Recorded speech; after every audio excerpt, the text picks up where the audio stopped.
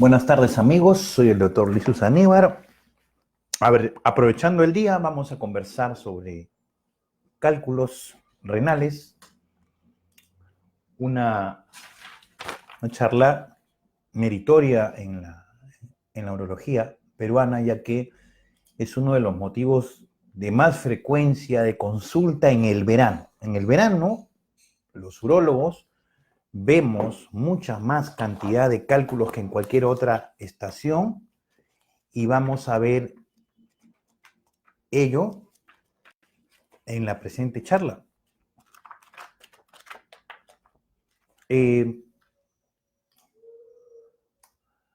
Agradecemos a los que ya se están conectando. Recuerden ustedes que pueden enviarnos sus preguntas durante la emisión de la charla, que ustedes pueden hacer también nuestras preguntas en el Facebook, en el Twitter,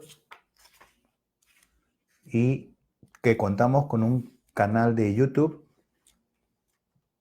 Urología Peruana se llama, en el cual ustedes pueden también hacer sus preguntas respectivas. Los cálculos renales son conocidos también comúnmente como piedras en los riñones. En algunos textos lo van a encontrar como nefrolitíasis. Los cálculos renales son depósitos de minerales que se forman en la orina de personas susceptibles a hacerlos. No todas las personas hacen cálculos. Tiene uno que tener la susceptibilidad para hacerlo. Los cálculos renales tienen muchas causas y pueden afectar cualquier parte de la vía urinaria. Los cálculos se forman en la parte superior, en los riñones, y pueden ir bajando a nivel distinto de la vía urinaria. Por ejemplo, se pueden ubicar en la pelvis renal, en el uréter. El uréter es aquel conducto, aquel segmento de la vía urinaria que lleva la orina desde el riñón hacia su final depósito, que es la vejiga. Y también puede depositarse el cálculo en la vejiga. Usualmente en este lugar no da muchos síntomas. Sin embargo, en los varones, el cálculo puede alojarse en la uretra y producir un dolor muy intenso. Expulsar un cálculo puede ser bastante doloroso, pero usualmente los cálculos, cuando uno los tiene, ni toma conciencia de que los tiene. La gran mayoría de los cálculos pasan de manera desapercibida. Es así que muchas veces los encontramos como lo que llamamos una coincidencia durante la evaluación de cualquier otra enfermedad y encontramos la presencia de cálculos. La gran mayoría de las veces los cálculos son cálculos pequeños, son cálculos minúsculos que no interesan mucho, que inclusive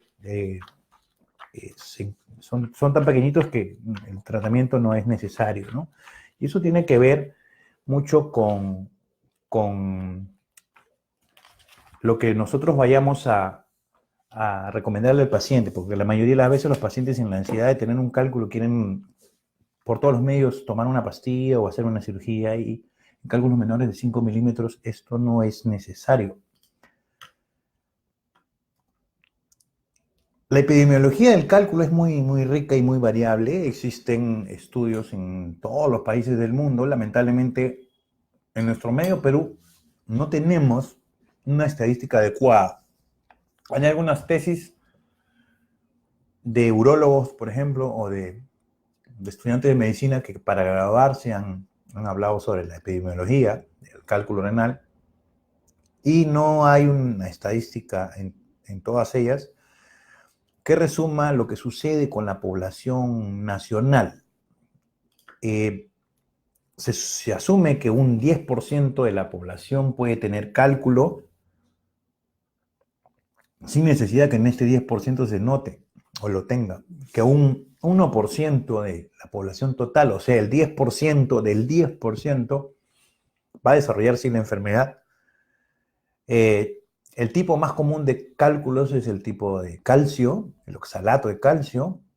Tiene una relación directa con la ingesta de agua. De ahí la importancia de que en la época del verano, que es donde uno se deshidrata más y muchas veces por esta condición no se hidrata adecuadamente, hayan más cálculos. Y que esta también es la explicación por la cual existan zonas en el país, específicamente en el norte del Perú, donde haya más cantidad de cálculos. Es una enfermedad frecuente de la edad adulta. En los países en vía de desarrollo, incluso puede ser endémico. Se supone que en Latinoamérica hay una incidencia más alta. Cuando vemos las estadísticas de Chile, Brasil, Argentina, en las encuestas que se realizan en las regiones de Sudamérica, el riesgo de presentar un cálculo puede llegar alrededor del 20% en el varón y en las mujeres un poco menor. Los cálculos de calcio son los más comunes y se presentan en el 75% de las nefrolitiasis, siendo 2 a 3 veces más comunes en varones y generalmente aparecen en los primeros episodios en los primeros años de vida. Cuando uno ha tenido un cálculo, ha diagnosticado un cálculo, siempre existe la posibilidad de que aumente de tamaño. De ahí la importancia de tratamiento preventivo. Un nuevo cálculo que se forme por ejemplo, en un 10% de personas que tengamos de cálculo durante el primer año va a crecer en el 35% y en los 5 años más de la mitad de los pacientes que tienen un cálculo van a tener un crecimiento del cálculo. De ahí la importancia de que ustedes no se deje sorprender. Si usted tiene un cálculo, pues hágale seguimiento con una ecografía por más pequeño que sea, porque esto va a aumentar, ¿no? La consulta en los hospitales y en los servicios de emergencia debido a los cálculos es bastante alta. El cólico renal, ¿no? La causa principal de consulta por cálculos. Y esto se debe a que produce una obstrucción que sea parcial o total, va a aumentar el dolor en el varón o en la mujer debido a la dilatación de la vía urinaria. Existen cálculos que no son muy sintomáticos y uno de ellos, los peligrosos, son los coraliformes, que son cálculos gigantes y que son cálculos que muchas veces están relacionados con infecciones urinarias y no dan síntomas. Esos cálculos gigantes que uno ve en las radiografías. De ahí la importancia de que desde el punto de vista epidemiológico los estudios se hagan a nivel nacional. Lamentablemente no tenemos una estadística adecuada, nuevamente como les decía hace un momento.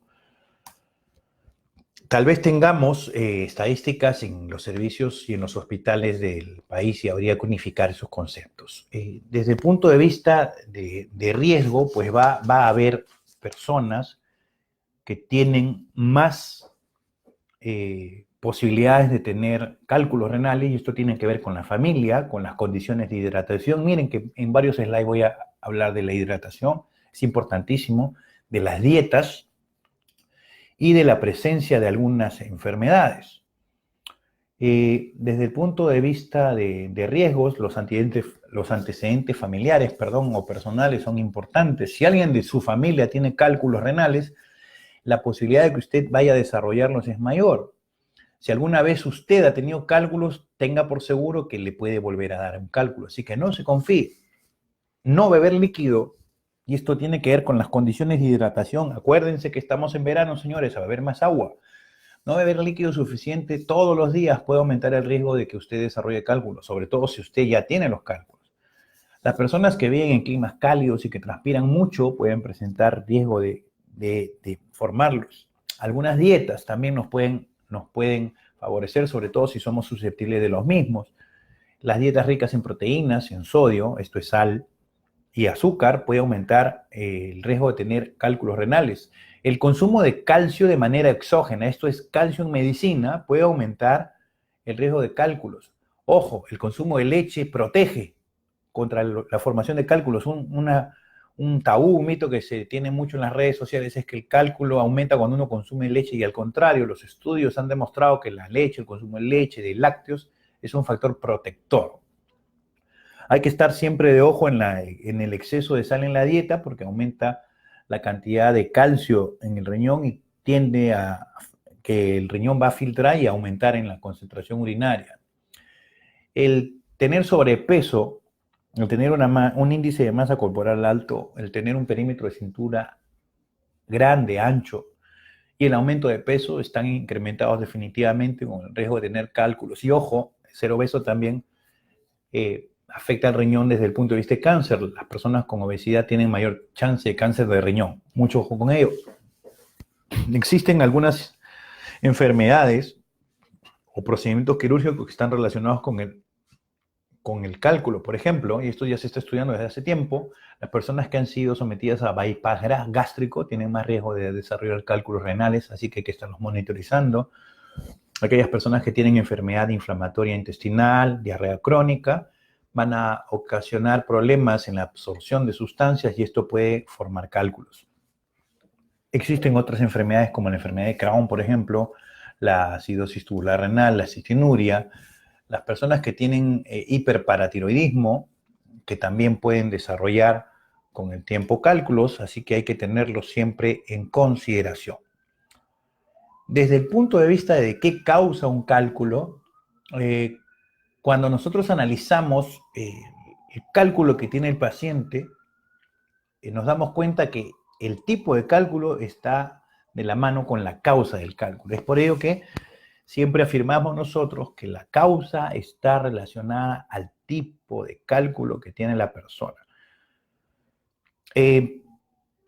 Conocer el tipo de cálculo va a ayudar tanto al paciente como al médico a determinar la causa y a poder ofrecer indicios de cómo reducir el riesgo de tener tal o cual tipo de cálculo.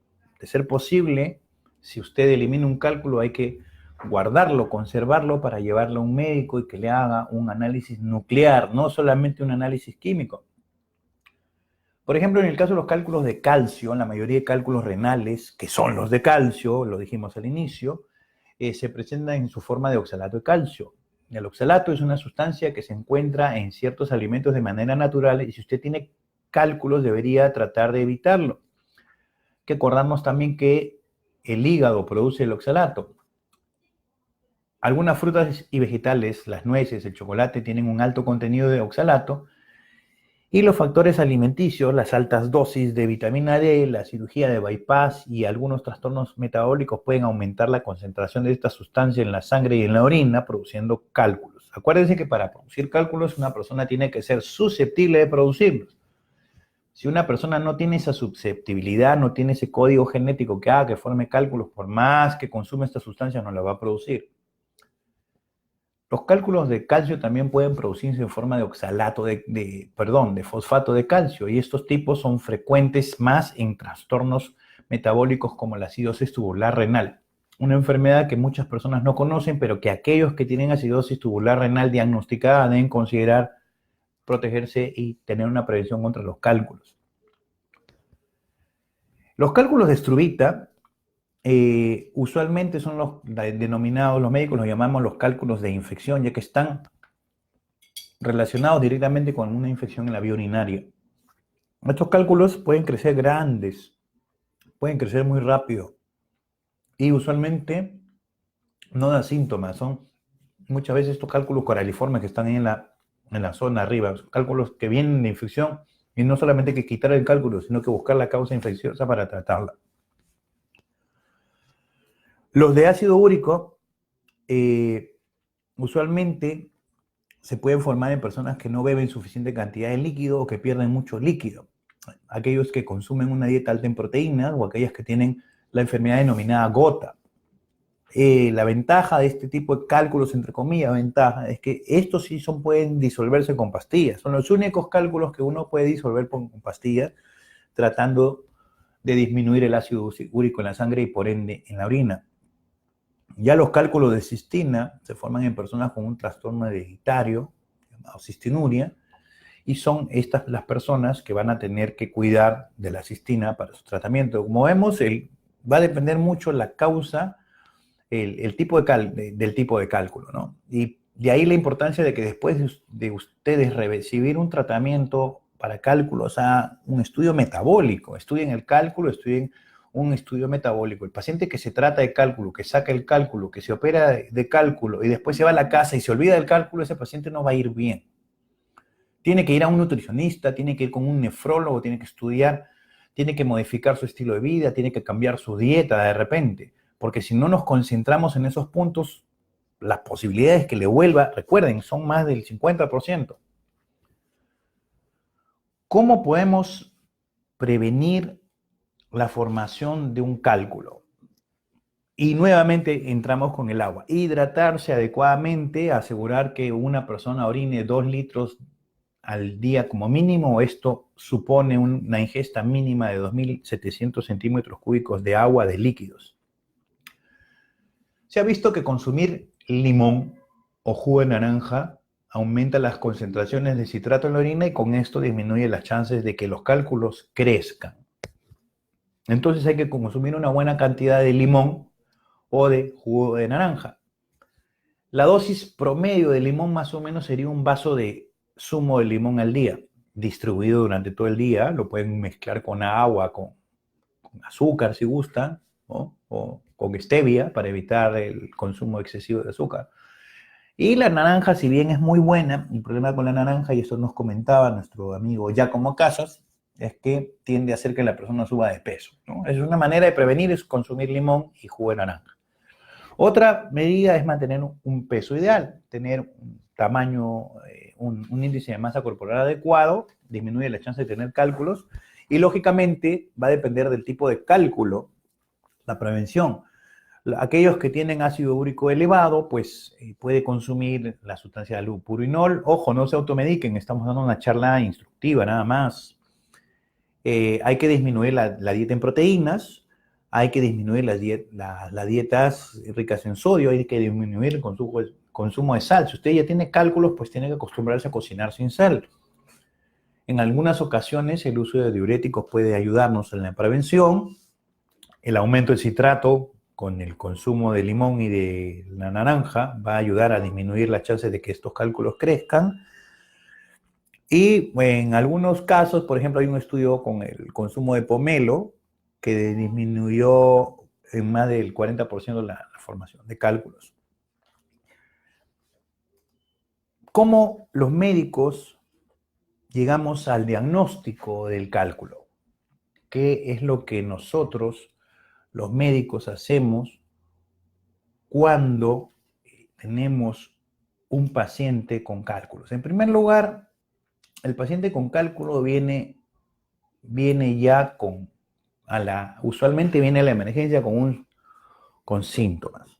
Ese es el típico caso del cólico renal, pero también hay pacientes que vienen y que encuentran durante la evaluación de ecográfica, de rutina, un cálculo. Entonces tenemos dos tipos de pacientes. El paciente que viene con cólico, pues viene con un dolor intenso, lacinante, incómodo, ¿no? Que no lo deja sentarse, que no hay posición antálgica que lo calme, usualmente localizado debajo de las costillas, en la región inguinal, se puede ir a la espalda, puede ser tan intenso que causa una cefalea terrible, está en ocasiones asociado a ardor para orinar. En algunos casos la orina se torna roja y esto es cuando hay un sangrado porque la piedra se está desplazando por la vía urinaria. Si este cálculo está asociado a infección puede haber mal olor, ¿no? Es importante. Y si está asociado a fiebre, mucho ojo, señores, un cólico renal asociado a fiebre, podemos estar hablando de una pielonefritis, pus en el riñón, y eso sí es muy preocupante. Por el otro lado tenemos el paciente que llegó a la consulta con un examen de ecografía que le realizaron de rutina y le dijeron que tenía un cálculo. En nuestro medio, lamentablemente, no está muy estandarizado la ecografía y de ello lo pueden dar fe nuestros amigos radiólogos y urólogos. Y el problema con la no estandarización del procedimiento de ultrasonografía o ecografía renal es que se van a encontrar pseudocálculos en los exámenes. Las denominadas microlitíasis no lo son muchas veces y cuando hemos hecho nosotros una comprobación de estas microlitíasis con tomografía, nos dimos cuenta que más del 95% de las microlitíasis que se encontraban no eran tales y simplemente no existían cálculos en la vía urinaria, así que mucho cuidado. Los cálculos que uno debe preocuparle en una ecografía son aquellos que tengan más de 5 milímetros y aquellos que en la ecografía den sombra acústica posterior. El mejor examen para diagnóstico y para aplicar un tratamiento para cálculos siempre va a ser la tomografía. Ya lo vamos a discutir más adelante. Lo importante es que sepan que el diagnóstico debe hacerse adecuadamente. Hay que aprovechar la anamnesis, que no es otra cosa que la entrevista con el médico, para preguntarle todo lo que ustedes tengan de duda. Yo generalmente les recomiendo que antes de ir al médico hagan una lista de las dudas que tienen, porque el médico va a saber responder a las dudas que ustedes le digan. Pero muchas veces por la premura de la consulta el médico no va a tener oportunidad de preguntarle todo lo que él desee. Es por eso que ustedes ya deben ir listos a la consulta con las dudas que tengan sobre su cálculo. Es importante considerar en ello si usted tiene algún familiar con cálculo, si usted ya ha botado un cálculo, si usted lo han operado por un cálculo, si ha recibido ondas de choque, si ha hecho cirugía en láser, si usted tiene infecciones urinarias, qué tipo de cirugías le han practicado, sean urológicas o ginecológicas. Todo ello va a ayudar muchísimo en el momento de la anamnesis. Y bueno, en el examen clínico, el médico tiene que ver primero si hay fiebre, porque la fiebre es un signo de que el cálculo no está yendo bien. Y segundo, cómo encuentra el examen clínico, porque el cálculo, dependiendo de la ubicación, puede dar dolor en el abdomen, bajo las costillas, detrás, en la parte posterior, en la zona lumbar. El dolor se puede ir hacia la pelvis, se puede percibir inclusive en los genitales masculinos o femeninos. Entonces, el examen clínico aunado a la anamnesis es la piedra del diagnóstico, lo que llamamos semiología. Es por ello que el médico tiene la obligación de examinar adecuadamente al paciente que está con sospecha de cálculo, porque muchas veces pecamos en exceso y solicitamos exámenes que no son muy necesarios. ¿Cómo llegamos al diagnóstico del paciente con cálculo? Aparte del examen y de la anamnesis, hay que hacer algunas pruebas, ¿no? En la emergencia, lo que uno espera encontrar es que en la orina haya una elevación de los glóbulos blancos, los llamados leucocitos. Esto, cuando hay una inflamación o cuando hay una infección, va a producirse. Pero también vamos a encontrar trazas de sangre, ¿no?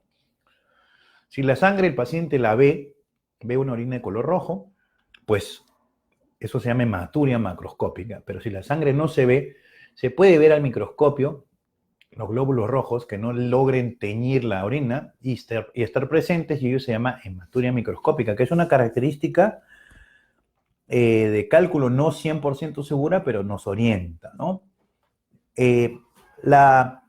La tomografía es a la fecha el estudio que está recomendado en las guías norteamericanas y europeas de urología para el diagnóstico de cálculo, porque nos ayuda no solamente a determinar la presencia del cálculo, sino saber cuántos cálculos tenemos, dónde están exactamente ubicados, qué relación tienen con los otros órganos, si hay una dilatación, si hay una obstrucción adicional, y nos va a decir también la densidad. ¿Por qué es importante la densidad del cálculo? Porque la densidad nos va a ayudar a determinar qué tipo de tratamiento va a recibir el paciente. Cuando la densidad es muy alta, cuando la densidad en la tomografía, que se mide en unidades Hounsfield, así se llama, es un término técnico, unidades Hounsfield, es muy alta, el número es muy grande, la posibilidad de que el cálculo se destruya con ondas de choque es menor. O sea que un cálculo que tenga más de 800 unidades Hounsfield va a ser más difícil de romper con litotripsia. De ahí que la indicación en este tipo de cálculos, los urólogos decidamos por la aplicación de láser. De ahí la importancia de la tomografía. Además que la tomografía nos puede dar información sobre los otros órganos. La tomografía es un examen maravilloso. Otros exámenes son importantes como la pilografía, tanto la forma intravenosa como la forma retrógrada. En este caso se usa sustancia y contraste, y en algunos pacientes existen las alergias, por eso cada vez se utiliza menos, sin embargo es utilizable hasta la fecha, ¿no? hay lugares donde no se cuentan con tomógrafos y la urografía excretora, que era el examen padrón hace algunos años, todavía se practica, ¿no?